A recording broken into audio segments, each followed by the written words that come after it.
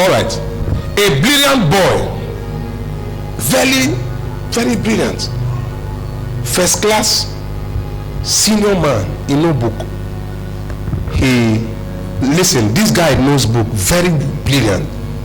Then he goes to a bank to go and apply for a job. When he gets, now look up, when he gets there, he plaited his hair. A guy, follow me carefully. His hair is plaited. Please look up now. This guy no book. He's needed in the bank. The bank needs someone like him, but he gets there, plaited hair with earrings on his ear, with one big chain. Then he brings his CV. Do you think any bank in the world will employ him? But why?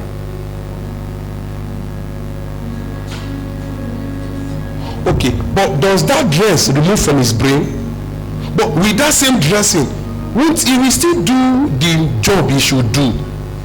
I mean, with everything on him, if he gets to the computer, in short, he knows something past the way they dread hair self. But why are they not saying no?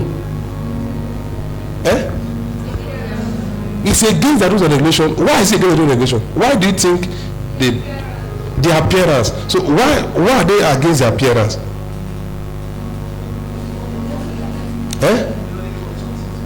Because he looks irresponsible. Why is he irresponsible? Because why? All right, now this thing I shared now. Look up now. Thank God I've gotten your attention.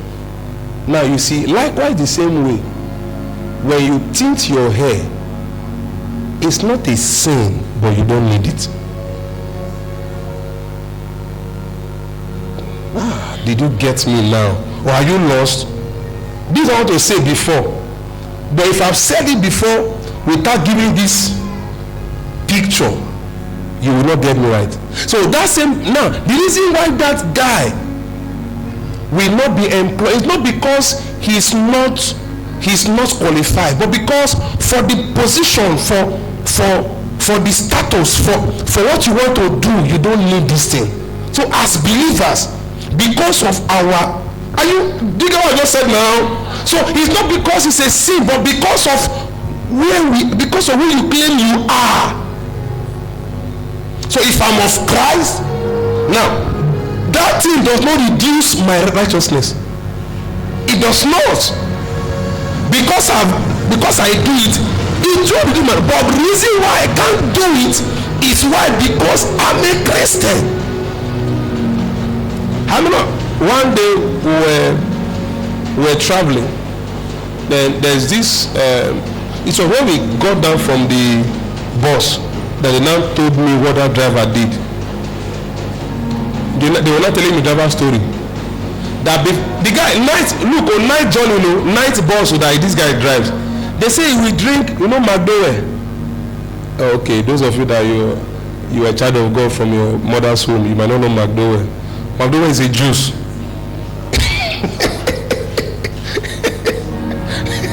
So it's a small, like baby juice. So the small bottle, they say this guy, he will drink 3. 1, 2, 3.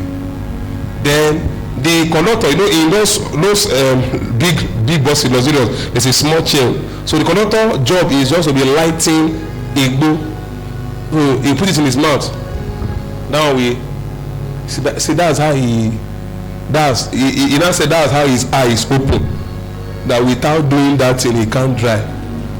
All right. If you know, if you have this information, will you enter that bus? Be honest. You have the information. Or let's say, as you bought your ticket, you just see the driver there. Please, sir, is that our driver? Yes. You are who? Now, look, he drove the bus safe and sound. Right? We go to our destination, to the glory of God. That's why I know that it is God that is driving us. It's not the driver.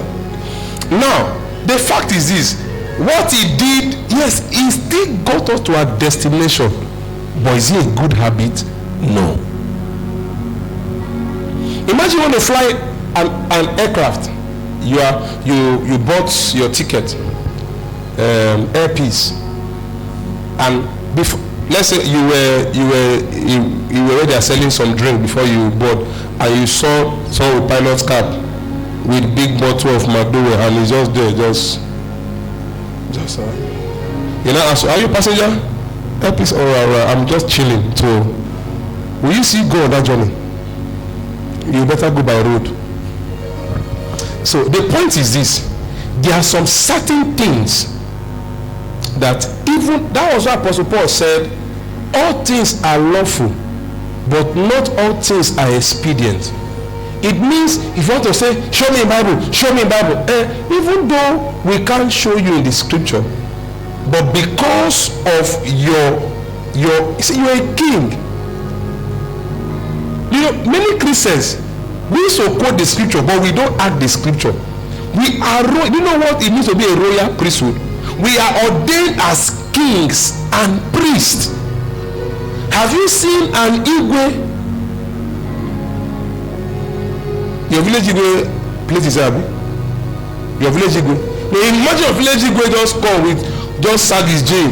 Yo, alright niggas. Alright niggas. So most times it's not necessarily because that thing is a sin. Just like for example, there was a time I love playing football very well every Saturday.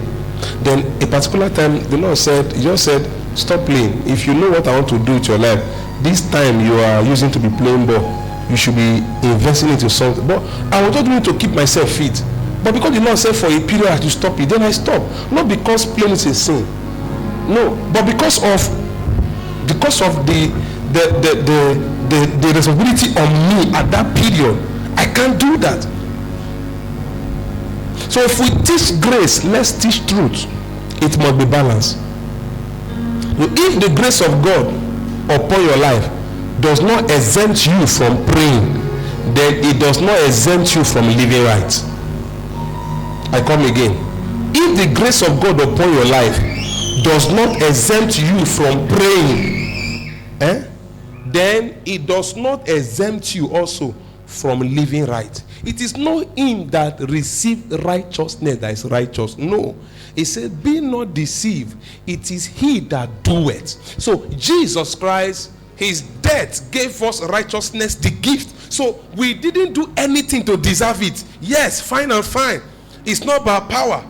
He gave us the gift. But a proof that you have received the gift is that you are now doing righteousness. Can I also come to this point? Do you know if you are living in sin, it's a sign that there's no grace at all?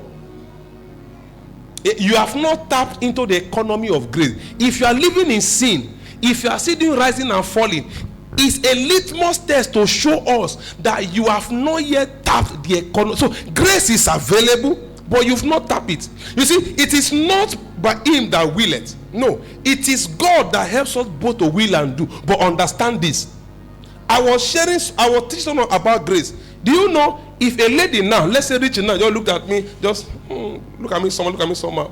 Then as she's doing that, I just walk out of her. Even though I was one that walked out, it was grace that was propelling my leg.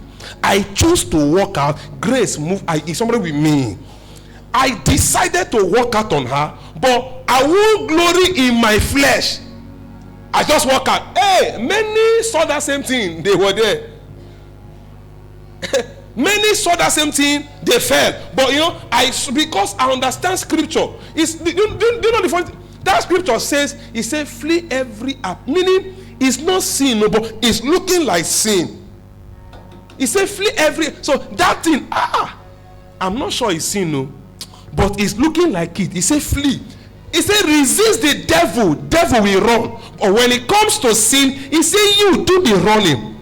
So grace is that someone calls me and say, hello, how you doing? Oh, baby, you are this. Which baby? No. I cut the call. You block the person. I decided to block the person, but you see, grace was in my finger that period, because I still know some other persons is somebody with me. So a